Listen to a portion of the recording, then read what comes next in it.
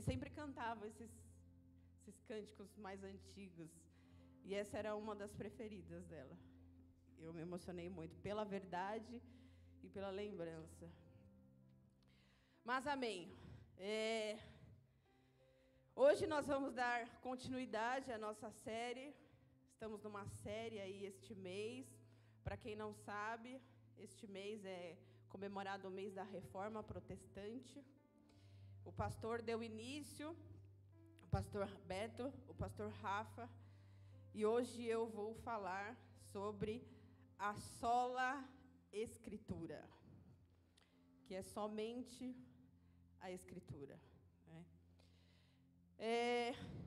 E antes de qualquer coisa, eu queria ler algo aqui que no meu estudo, preparando aqui essa ministração, eu li algo que me impactou assim de uma forma.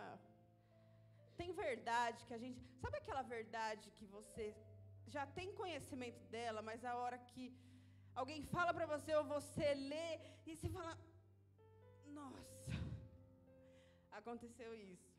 Que são coisas que a gente fala aqui todos os domingos, repetidamente, que a gente vive nas células, nas nossas devocionais, mas alguma coisa ontem chacoalhou. E glória a Deus por isso, e eu queria ler. E diz assim: a escritura inerrante, como fonte única de revelação divina escrita, única para constranger a consciência. A Bíblia sozinha ensina tudo o que é necessário para a nossa salvação do pecado. E é o padrão pelo qual todo comportamento deve ser avaliado. Olha que poderoso isso. Eu cometi o erro aqui de não pegar o nome da pessoa, mas não é meu isso, tá? É de um estudo. Mas é muito poderoso isso, porque diz tudo sobre as Escrituras. A capacidade dela, aonde ela chega, no confronto da consciência. E é a única, sozinha, capaz de nos salvar do nosso próprio pecado. Isso é muito poderoso, porque muitas vezes a gente tem lá muitos acessos, né? A minha é a King James, mas tem muitas aqui de vocês, inclusive, pode ter várias versões, e você vai e você compra este livro livremente aqui, é um acesso muito livre para nós. Enquanto em países é uma escassez para viver essa liberdade que a palavra e somente ela nos traz. Então, que nessa noite eu peço para que realmente Deus manifeste esse entendimento na nossa consciência e nos constranja no confronto dela, para que a gente entenda o poder das Escrituras. A palavra de Deus, ela não precisa ser atualizada, ela não erra, ela não mente, ela não deixa um vazio, ela não dá ponto sem nó, ela não começa nada e não termina. Não há nada na Bíblia que você tenha começado e cadê a resposta? E não tenha encontrado. Está tudo nela. E que nessa noite nós tenhamos esse presente de sermos realmente batizados por essa consciência. E sim, sermos confrontados e constrangidos por ela mesma. Amém? Abra suas Bíblias em Hebreus 4.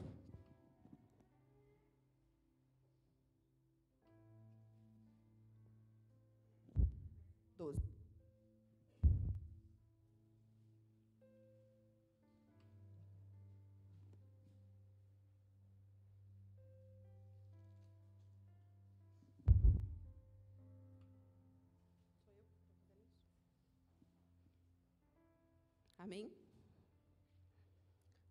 Diz assim, vou ler aqui, porque eu acho que vai estar diferente. 4:12. Portanto, a palavra de Deus é viva e eficaz, mais cortante que qualquer espada de 2 gumes, capaz de penetrar até ao ponto de dividir alma e espírito. Repete comigo, dividir. Alma e espírito. Juntas e medulas, sensível para receber os pensamentos e intenções do coração. Amém? Curva essas cabeças, vamos orar novamente. Pai, nós entregamos a Ti este momento, ó Deus, a Tua palavra foi lida, foi expressada, Deus, audivelmente, para que nós possamos ter consciência nesta noite, do que representa esta verdade, ó Deus, que é a Tua palavra. E eu te peço, Senhor Deus, que o Senhor nos batize nesta noite, um batismo de consciência, um batismo de constranger a nossa consciência, Pai. E que em nome de Jesus, que esta verdade, que é a Tua verdade, a verdade da Tua palavra, ela seja revelada nesta noite hoje.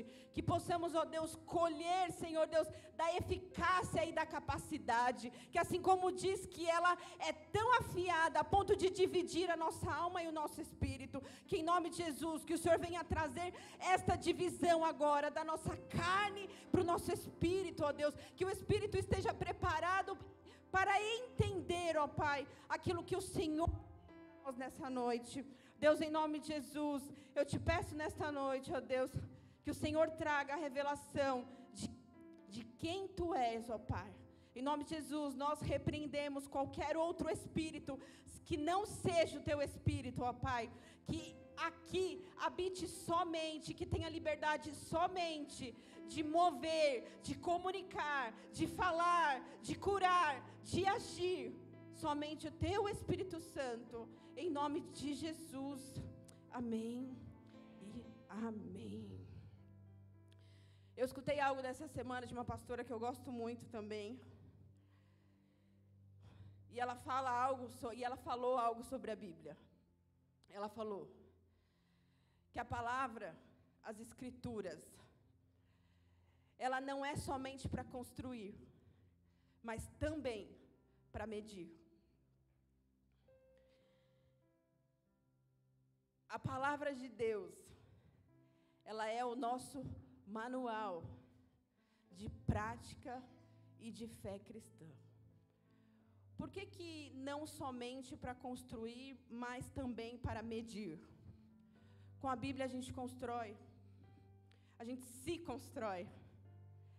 A gente constrói a verdade, que é a única verdade.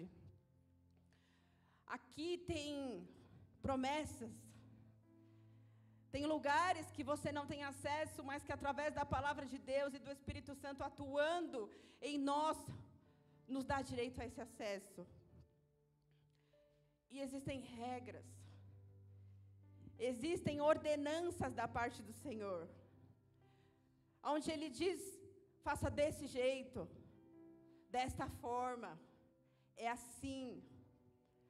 E ela mesma vem para medir esta forma, vem para medir o jeito, a forma de fazer, o modelo.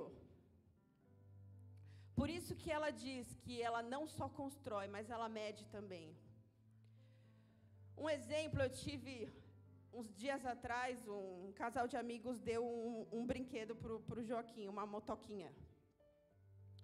E aí, a hora que chegou lá em casa, a gente ficou todo feliz. E aí, o Bruno, esse dia, tinha um compromisso, acho que era oração aqui na igreja. E aí, eu fiquei lá em casa, abri, né? Fui abrir para ele e tal. E aí, todas as pecinhas estavam lá e tal. E aí, eu coloquei o cabinho, né? Que tinha aquela motoquinha de levar assim, sabe? E aí, coloquei o cabinho e tal. Olhei para a motoca e falei, mas tá faltando o pezinho, né? Porque como é que ele não consegue ainda, para essa idade precisa ter o apoio, que não dá, né? Falei, Bruno, vamos avisar o nosso casal de amigos, porque tá faltando peça aqui, né?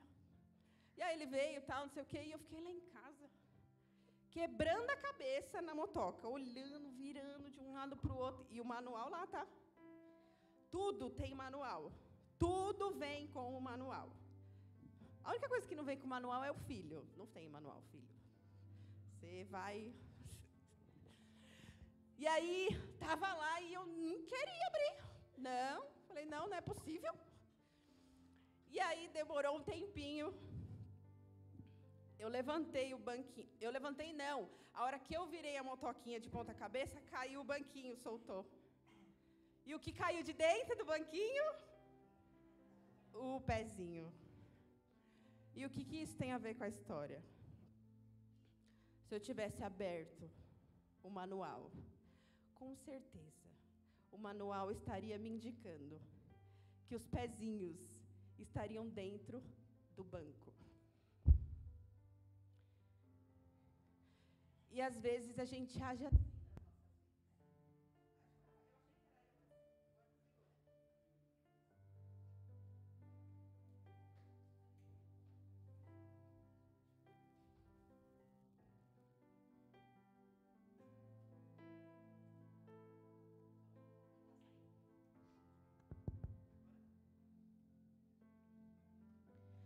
E aí eu fiquei lá, batendo cabeça, e quantas vezes a gente não faz isso?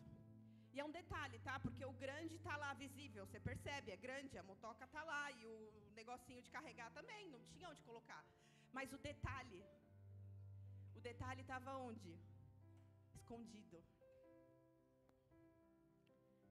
E Deus, Ele só revela os segredos, aquilo que está escondido, sabe para quem? Para quem busca. Para quem vai no manual, para quem olha do jeito certo, olha no modelo, no padrão. A palavra de Deus, ela aponta para os nossos erros, sim, mas ela também revela que enquanto Jesus, o nosso Salvador, não voltar, enquanto Ele não voltar, eu tenho esperança e você também tem esperança. Essa palavra, ela vai constantemente nos constranger e nos confrontar. Mas saiba que, enquanto Jesus não voltar, você pode sempre aperfeiçoar o seu molde. Sempre consultar esse manual, que é o nosso manual. É o manual do cristão. A prática da fé cristã. É lá que nós devemos olhar. Não é no modelo que está lá fora. Não é no vizinho. Eu não estou falando em você não poder conversar, mas a referência, o modelo, o padrão, está aqui. Como que eu tenho que educar os meus filhos? Se você jogar lá no YouTube, você vai achar um monte de coisa, e tem muita coisa importante, e eu sugiro que vocês façam isso mesmo. Tem a ciência lá, tem pessoas profissionais que Deus capacita para estar lá fazendo isso, e nos ajudando, nos auxiliando. Mas eu, como cristã, como filha de Deus, está aqui a resposta. Por onde que eu tenho que começar? Por onde o Bruno acabou de falar. Nós fazemos isso todos os dias. E quando eu não faço, gente, não é porque eu estou aqui falando não, mas eu fico chateada porque eu não consegui fazer. Porque se tornou já um hábito tão prazeroso. E eu vou te falar que ele já começou a entender esse momento. Que ele fica no bercinho assim, ó, olhando para minha cara e quieto. Tipo, agora é o momento da minha mãe falar, eu tenho que ficar quieto. E depois eu pego ele, deito ele no bercinho, a gente põe a mão e abençoa e ora. E sabe o que acontece depois? Ele dorme. Não todas as vezes. Mas por quê? Porque tem um manual. E não está acessível só para mim. Não é porque a Meire, porque isso, que o Joaquim é calmo, bonzinho. Gente, olha, quem fala que o Joaquim é bonzinho, eu convido, está convidado, está gravando, né? Está convidado as pessoas que já falaram que o Joaquim é bonzinho a ficar lá em casa assim, tipo, só uns 2 dias, acho que vai ser muito bom. Mas está aqui, gente, está ao nosso acesso. É a prática. E E quando a Bíblia fala assim, ensina o teu filho no caminho que deve andar, para quando grande ele não se desviará. A Bíblia não está garantindo para você que quando ele for grande, quando ele tiver a idade adulta, ele não vai se desviar de jeito nenhum. Não é isso. A interpretação correta não é essa, porque a minha mãe fez isso comigo. E quando eu fui adolescente, quando eu fui jovem, eu saí, fiz um monte de coisa. Então a palavra de Deus está errada? Não. Mas sabe o que aconteceu comigo? Até quando eu estava lá fora, fazendo várias coisas, eu sempre falo com o pessoal, estava um sinal, piscando de alerta. Um sinal que não te deixa em paz. Sabe aquilo que não te deixa pecar em paz? Essa é a verdade. Se você fizer isso com o seu filho, se você cresceu nessa verdade, o seu filho ele pode se desviar. Eu não estou profetizando isso. Ele não vai se desviar. Mas se isso acontecer, fique tranquilo. Você cumpriu.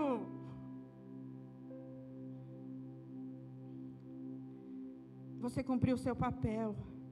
E o que ele tiver que fazer, ele não vai fazer em paz.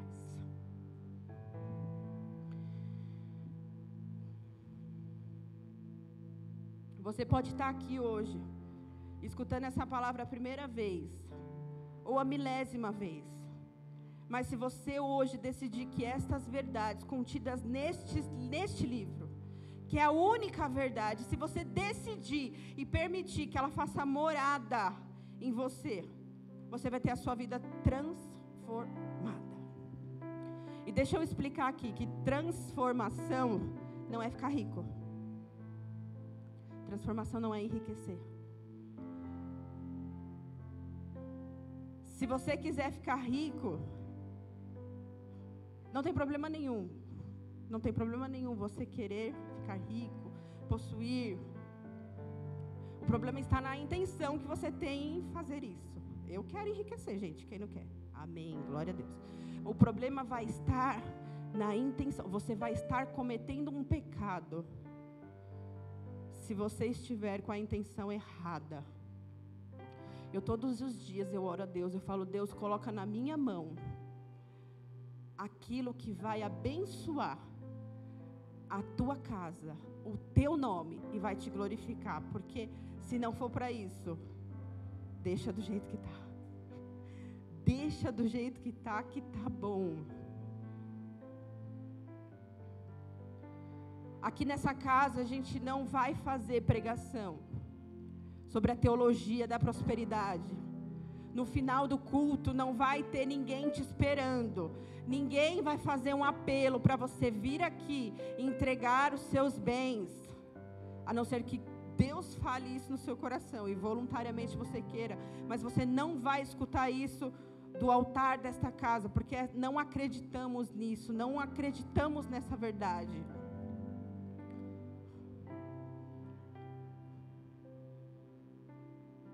Nós fazemos o que nessa casa? Nós pregamos a verdade. E por isso que você viu aqui hoje a nossa diaconisa Márcia subindo aqui e falando dos dízimos e das ofertas, porque isso sim está aqui.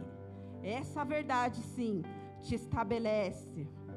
Essa verdade sim é a verdade de Cristo. Mas por que eu estou falando isso? Eu não sei por que eu falei isso. Não está aqui. Mas a tua vida ela vai ser transformada. Porque quem encontra Cristo e é confrontado pela sua palavra, é impossível continuar como era antes. E eu te falo isso porque eu cresci.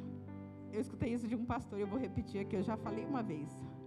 Eu cresci em berço evangélico, onde evangélico era só o berço.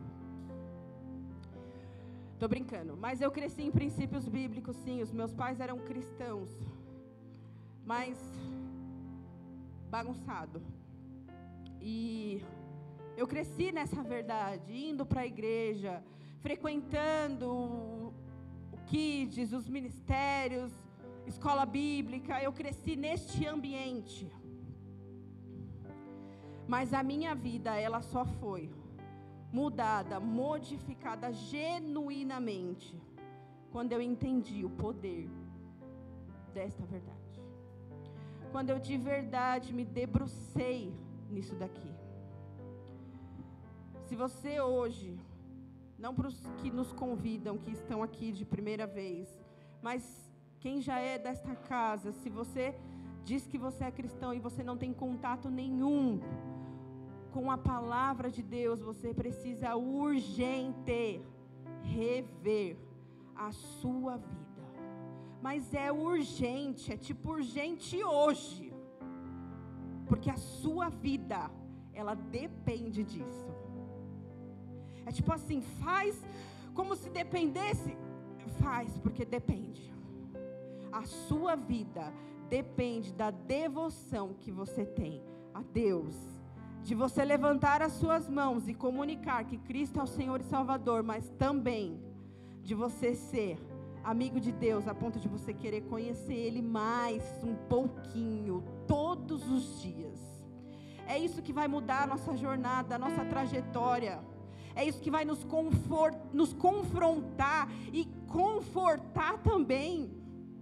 E sabe por que eu digo isso? Porque nos meus momentos de devocionais, eu acho que não tem nenhum dia que eu não choro. Mas sabe por quê? Porque constrange a minha consciência. Que eu falo, Deus, mas isso eu não estou conseguindo.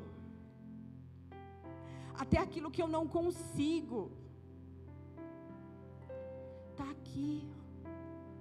E eu choro diante dele. Eu falo, Senhor, me ensina. É o único livro que você vai ler na presença do próprio autor. Que ele está lá a partir do momento que você abrir, você falar, Espírito Santo, vem, ele vai estar lá de forma imediata. A transformação vai ser imediata? Não sei. Pode ser. É uma garantia? Não. Por quê? Porque Deus não é imediatista. Às vezes a gente usa aqui uma palavra dentro de outro contexto, claro, que Deus tem pressa, mas para este contexto, para esta verdade, Ele não tem pressa nenhuma. O que Ele tem é um processo para a sua vida. E às vezes a gente fica a vida inteira, conscientemente, fazendo coisa errada, pecando, ou fora dos caminhos do Senhor, que já é um pecado. E aí a gente pisa na igreja e fala, agora vai. Agora tudo vai dar certo. E aí depois de uns dias você está na sala do pastor. Pastor! Descabelando. Por quê? Não é assim. Não é imediato. É um processo. É um pouquinho todo dia. Só que esse pouquinho todo dia, para a sua vida, para a nossa transformação, se torna num montão. E eu quero falar aqui nessa noite, um pouco mais profundo, sobre as leis, as ordenanças, os mandamentos, que estão aqui neste livro. A palavra de Deus, ela é um livro, sim. Lembra que ela é o nosso manual de prática e fé cristã.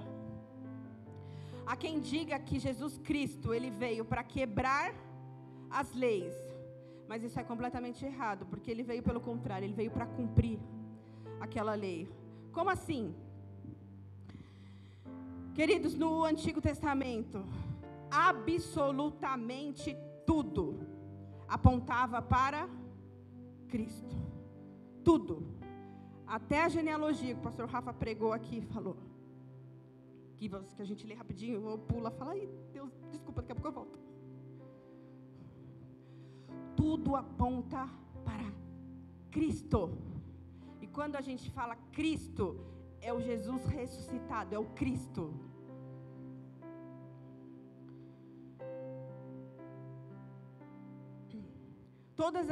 Todos os rituais, as cerimônias, os sacrifícios e até mesmo a construção do templo, que que a gente vê lá em 1ª e 2ª Crônicas apontam por uma reflexão sobre a nossa dedicação ao Senhor, individual e coletiva. Porque lá também em Reis vai falar sobre a construção, a edificação do templo. E tem partes lá que você vai ver o tecido, o incenso, o formato que era, o jeito, a medida.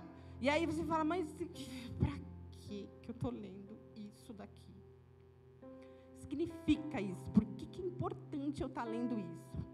Gente, vou copiar o nosso pastor. Pega isso no seu espírito esta noite.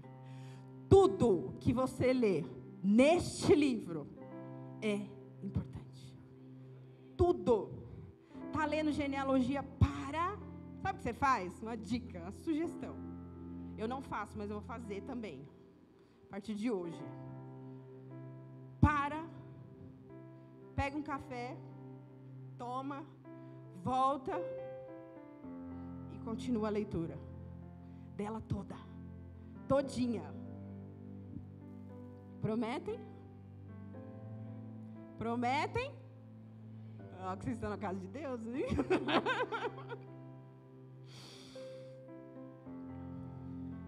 Tudo apontava para Jesus Cristo, para o Cristo.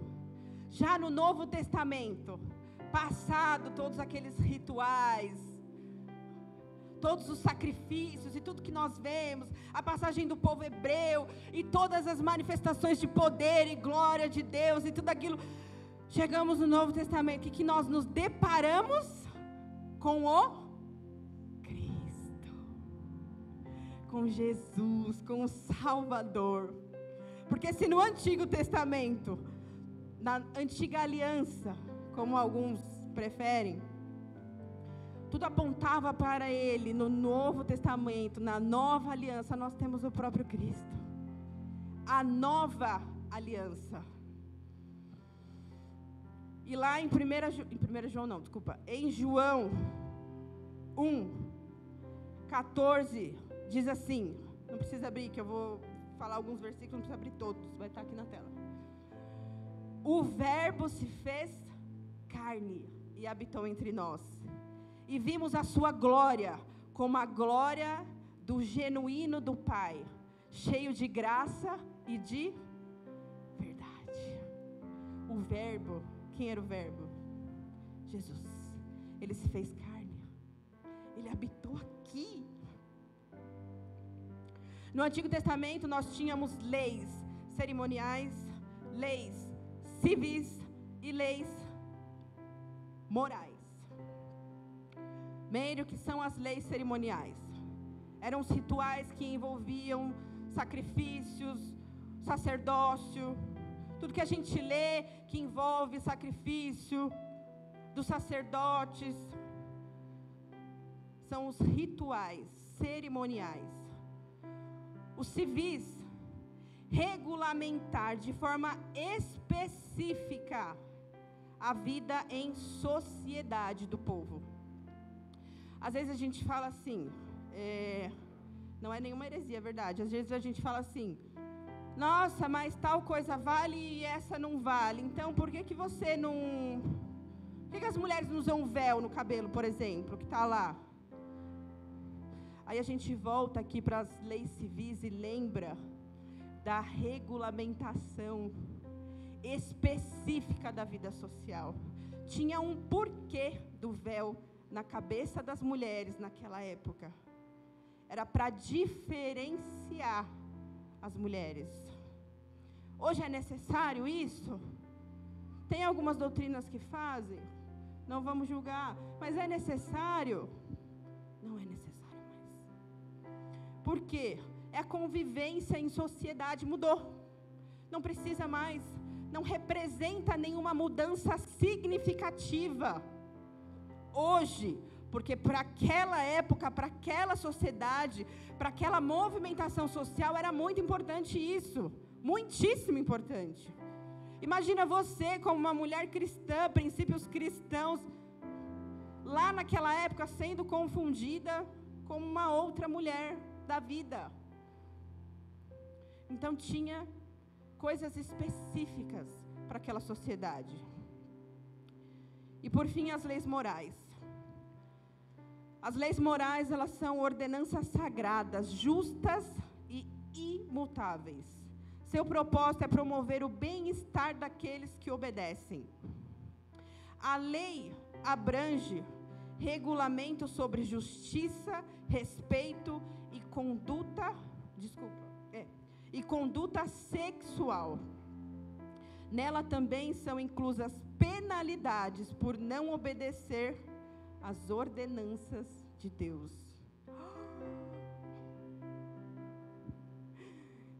É verdade. Todas as vezes que você escuta, porque tem a Bíblia também escutada.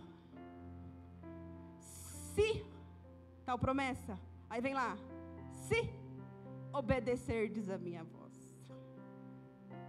Se, esse se ele representa o quê? Que para você ter o direito daquele benefício, da promessa, da abundância, da prosperidade, você precisa o quê? Se encaixar dentro do si de Deus. E o si de Deus é um si bem grandão.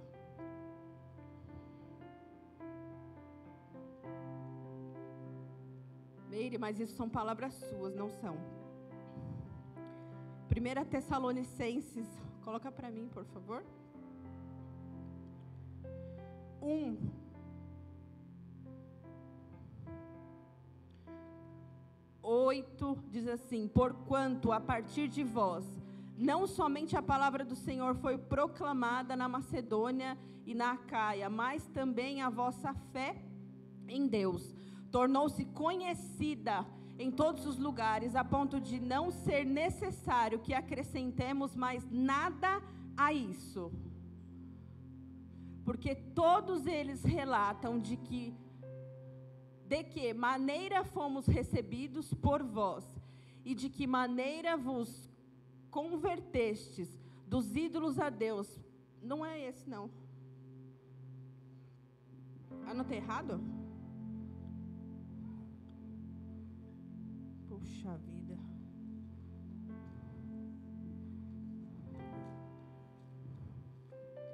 Deixa eu ver se eu acho aqui, gente.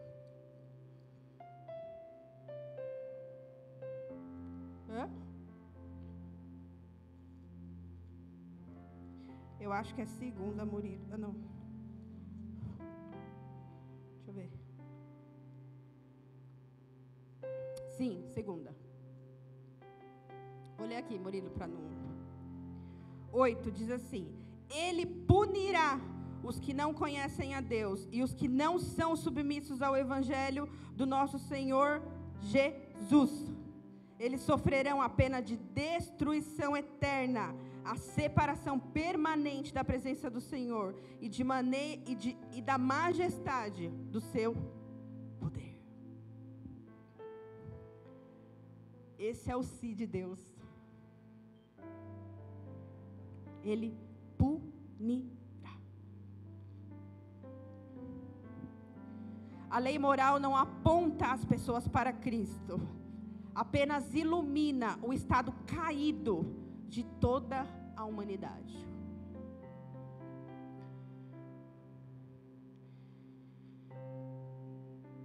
O que a lei moral diz? Que nós somos bagunçados.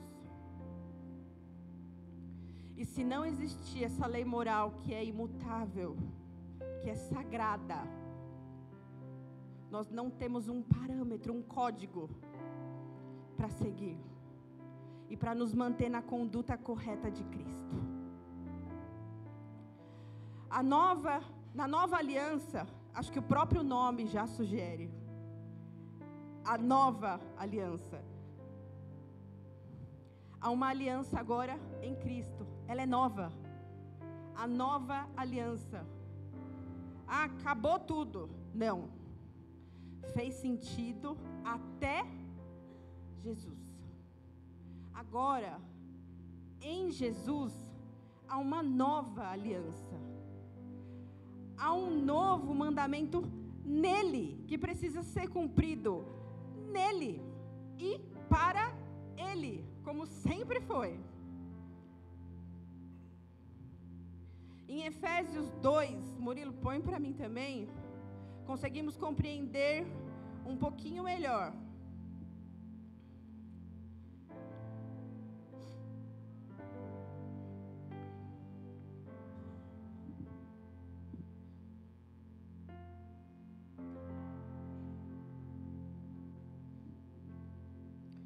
Efésios 2, 13 ao 16, vai dizer assim: todavia agora em Cristo Jesus, vós que antes estáveis, distantes, fostes aproximados mediante o sangue de Cristo, porquanto Ele é a nossa paz, de ambos os povos fez um só, e derrubando o muro de separação, em seu próprio corpo desfez toda a inimizade, ou seja, anulou a lei dos mandamentos expressa em ordenanças, para em si mesmo criar dos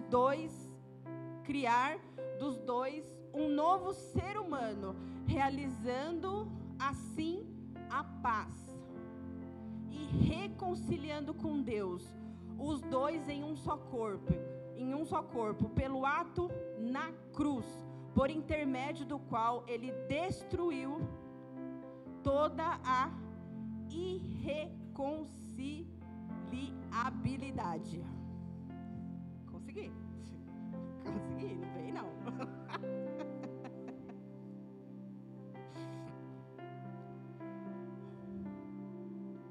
Vocês concordam? Eu ia dar um exemplo aqui, mas isso é muito polêmico. Vocês concordam que aonde existe ali, naquela época, a lei, tinha uma divisão enorme? Porque tinham-se os fariseus, e aí eles falavam assim: nossa, vocês não cumprem. Eles vinham para quê? Para julgar. Só que eles eram fariseus. E ser fariseu significava o quê? Era um grupo, um movimento de pessoas ali que só ficava exposto para parecer correto, sendo que na verdade interna, na verdade aonde ninguém vê, é a verdade que importa. Óbvio que nós precisamos nos comportar de maneira pública, que se faça referência ao nome de Cristo, que glorifique ao nome dele. A partir do momento que eu estou na minha escola, no meu emprego, em qualquer lugar público onde as pessoas me veem, eu preciso o quê? Fazer o nome de Jesus grande. E para que eu faça o nome de Jesus grande, eu não posso dar mau testemunho. Eu preciso me comportar de maneira tal para que as pessoas reconheçam que através de mim, através daqueles comportamentos que eu faço, por mais que eu pareça quadradona, eu estou revelando Cristo. E eu vou falar para você uma coisa muito importante nesta noite. Talvez você fale assim: nossa, Meire, como que eu faço o nome de Jesus grande? Porque eu não prego, eu não danço, eu não canto, eu não louvo, eu não estou em público sempre. Cumpra os princípios estabelecidos neste livro. Seja no seu individual, seja na sua casa, seja lá com seus filhos, com a sua família, seja na sua maneira de falar com as pessoas, seja na sua liderança, na hora de você ser submisso. E não estou falando aqui na igreja não, aqui também. Mas lá onde pessoas estão te vendo, onde a hora que você fala da sua família, que você honra o teu pai, a tua mãe. Para os adolescentes que chega na hora, que a mãe fala, volta 10, aí você vira para os seus amigos e fala assim, tchau gente, 10 horas, minha mãe mandou embora 10 horas. Eles olham para você e falam assim, a tonta lá, ó, tá indo embora. Mas você pode ter certeza que você deixou uma pulga atrás da orelha daquelas pessoas.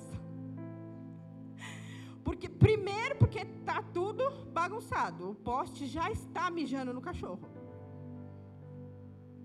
E aí as pessoas olham você cumprindo, se comportando. Saiu mais difícil, essa não vai sair? Comportando de maneira correta. Você colocou uma pulga atrás da orelha dessa pessoa, que ela vai ficar assim com você. Aí daqui a pouco, sabe o que ela vai fazer? Não fala palavrão perto aqui dela, porque ela é muito certinha. Não põe essa música aí perto, não, porque não gosta. Só que a pessoa já está falando isso num tom de consciência.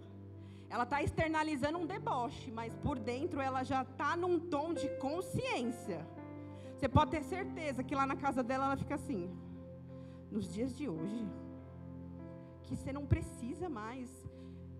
Gente, eu sigo algumas psicologias, que tem várias. E eu sigo algumas psicologias, não segui de conduta, mas eu sigo na internet, né? E aí, eu me deparo com algumas psicologias que as psicólogas, os profissionais, eles falam assim, que os filhos, eles não precisam obedecer, pai e mãe, que obedecer é ruim. Gera trauma, viu, pastor? Você falar para o seu filho que ele precisa todos os dias arrumar a cama dele, fazer uma tarefa, pôr o lixo para fora, você está traumatizando a sua criança, viu? Está traumatizando.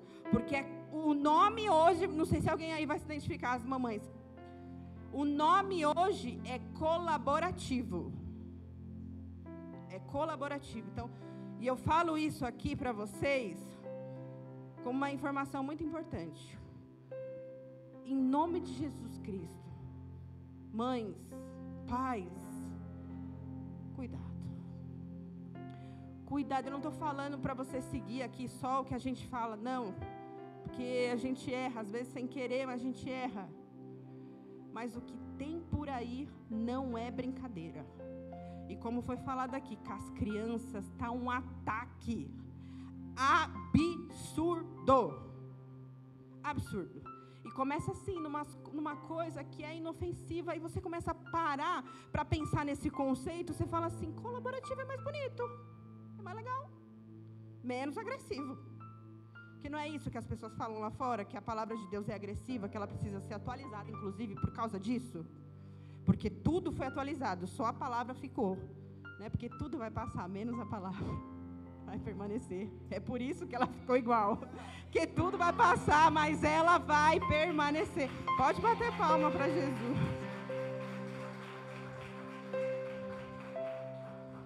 E aí, devagarzinho, nós que temos princípios, acabamos pensando nisso, falando, não é verdade. Acho que é melhor mesmo. Meu filho vai ficar mais calmo, porque ele vai entender que ele é um colaborador. Não façam isso. O nome é obediência. Obediência, porque é isso que Deus faz. É isso que Ele pede de nós.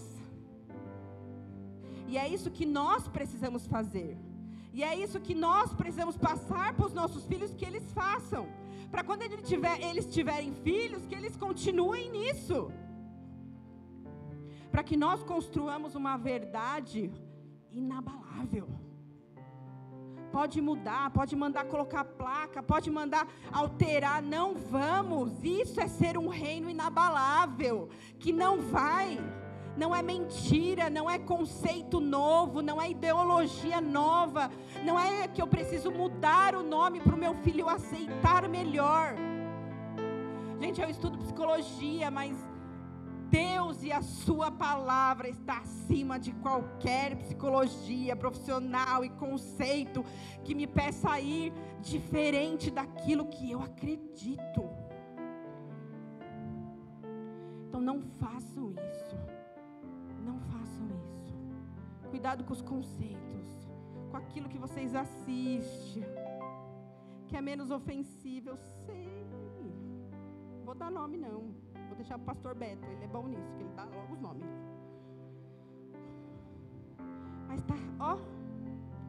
Assim, se você me perguntar, você me perguntou, depois eu posso ser educado e posso te falar.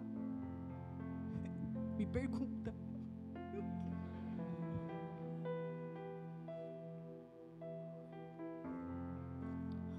Mas é sério. É a verdade. E ela não vai mudar. Ela não vai passar. Não é porque vai ficar mais fácil e mais bonito. E lá tinha essa divisão, naquela época tinha essa divisão das leis. Porque de verdade mesmo, ninguém cumpria. Ninguém cumpria nada de tudo aquilo. Sabe por quê? Impossível para nós. Precisou vir um cara, que é o cara, que é santo, mas se fez homem, só não se fez pecador, porque ele não entrou nessa condição, ele não sabe o que é ter isso dentro de si, mas ele é verdade, ele é santo, e em tudo ele venceu, em tudo ele venceu. Explicando esse texto, dessa divisão, e de que Deus, e que Jesus falando, ó, passa a régua, o que foi, valeu muito, e nós precisamos estudar, e tem coisas importantíssimas no Antigo Testamento, na Antiga Aliança, e você precisa saber o que aconteceu lá, o jeito que aconteceu, como foi, para que você não peque pela ignorância. Paulo, ele está aqui neste texto, neste contexto, se referindo aos gentios, e dizendo que eles não estão mais em um estado alienado. Eles conhecem a Cristo e têm parte nas bênçãos do pacto de Deus e possuem esperança e comunhão nele, ou seja, os que confiam nele têm salvação presente e esperança futura. Paulo enfatiza a centralidade de Jesus Cristo na união dos judeus e dos gentios. Vou falar aqui, explicar, talvez alguns não saibam. Tinha-se a divisão dos judeus, do povo escolhido, com os gentios, que não eram judeus, que nos representam, nós, aqui. E havia muita divisão entre eles. Havia um muro que os separavam. E aí Paulo está enfatizando nesse contexto aqui a centralidade de Jesus Cristo na união dos judeus e dos gentios, mas sobretudo na união de ambos com Deus. É isso que aconteceu. Os gentios não se tornaram judeus, pelo contrário, os dois grupos se tornaram um nível mais profundo do que uma simples etnia, formando a igreja de Cristo. O objetivo não era simplesmente reconciliar, como nós escutamos aqui, os dois grupos, e sim reconciliá-los com Deus.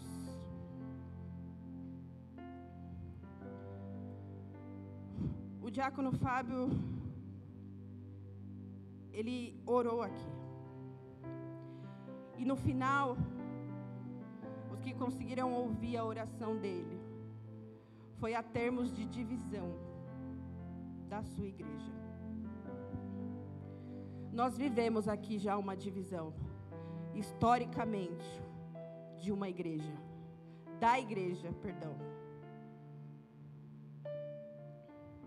E eu quero falar aqui e dar audiência para o que o Fábio ministrou nessa noite. Eu não vou falar de partido, eu estou falando de igreja, de nós aqui como povo. Olha o que aconteceu na história, olha o que aconteceu com o povo, olha o que o povo todo teve que passar. Olha, Jesus teve que deixar a sua maravilhosa luz para habitar aqui nesse mundo caído, para se submeter a uma condição miserável de cruz, morrer pelo meu e pelo seu pecado.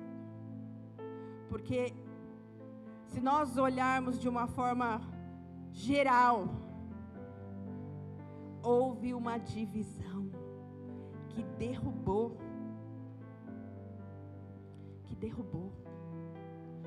E aí Jesus, ele vem sobre essa divisão e estabelece uma nova aliança. Agora não existe mais judeu e gentil. Não existe mais a separação de povos, etnias. Simplesmente vocês vão ser chamados povo de Deus, escolhido. Vocês vão receber o nome de igreja. Não é mais o gentil e o judeu. Eu sou igreja, o pastor Rafa é a igreja, o Rafa é a igreja, a Nath é a igreja, a Angélica é a igreja, a Michele é a igreja, a Thaís é a igreja, a Carol é a igreja. Somos igreja. E nós não podemos permitir que aconteça essa tragédia, porque é uma tragédia. A igreja se dividir é a maior tragédia que pode acontecer. Porque a palavra de Deus, ela diz assim, que as portas do inferno não prevalecerão. E se você se dividir, ele não vai prevalecer sobre qual das igrejas? Porque eu sou igreja, o Rafa é igreja. Se ele vai para um lado, eu vou para o outro. Qual o lado que não vai prevalecer? Somos igreja. Precisamos de estudo. Precisamos muito. Estudo político. Inclusive é uma das coisas que está se fazendo aqui nessa casa e daqui a pouco vai ter. É muito necessário. Porque tem muitas pessoas, principalmente os jovens que estão chegando agora. Nós precisamos sim de muito estudo, entender o que aconteceu, quem fez, quem não fez, quem deixou de fazer. Precisa, não podemos viver debaixo de uma alienação, crendo que está tudo sobre a vontade de Deus, porque não é bem assim. Temos as nossas responsabilidades de ordenança que está aqui. E se elas existem, é porque existem coisas que nós precisamos fazer. E Ele vai sim continuar sob o controle de tudo. Ainda que a igreja se rompa, que em nome de Jesus não vai acontecer. Ele continua sendo Deus. Ele continua sendo Senhor sobre a igreja. Porque as palavras dele não passará. É a verdade imutável. As leis morais, elas passaram da antiga aliança para a nova aliança. E nós precisamos se estabelecer na nova aliança de Cristo. Não como um povo religioso que faz simplesmente para que vejam, porque precisa fazer também para que vejam, repetindo. O bom testemunho é bíblico, você precisa. Inclusive tem coisas duvidosas na internet que dizem assim, você não deve nada a ninguém, cuidado, não é bem assim para nós aqui. Se aquilo for mentira, completamente mentira, você não deve mesmo. Agora, se tiver um pontinho de verdade, você precisa voltar e corrigir. A luz de Cristo está aqui, não para te apontar, mas para iluminar a sua natureza caída e dizer assim, ei, a esperança, volta aqui, conserta, ajusta e volta para o seu lugar.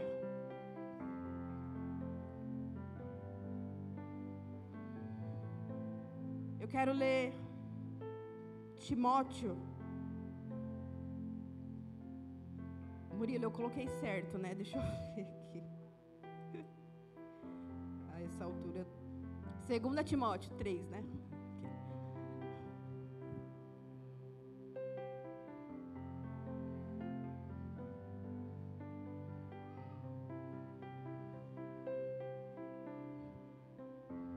2 Timóteo 3,16.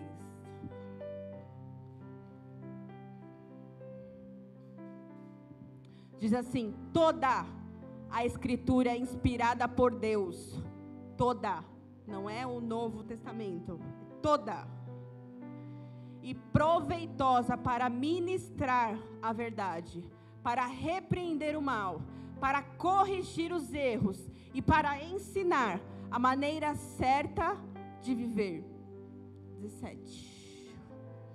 A fim de que todo homem de Deus tenha capacidade e pleno preparo para realizar todas as boas ações. Todo homem de Deus. Por que todo homem de Deus? Porque Deus não julga a ignorância.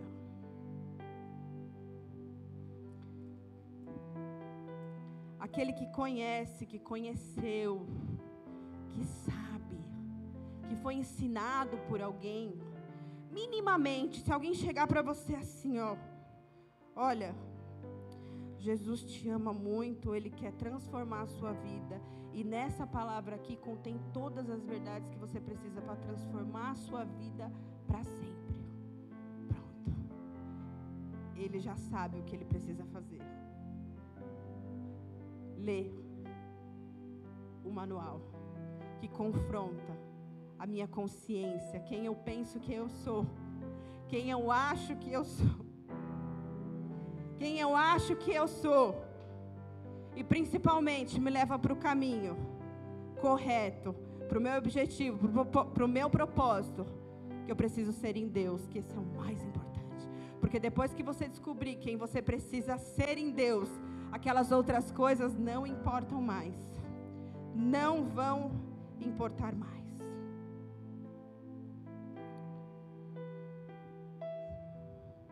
A palavra de Deus é viva e eficaz e capaz de gerar vida em nós. Se coloca de pé, igreja.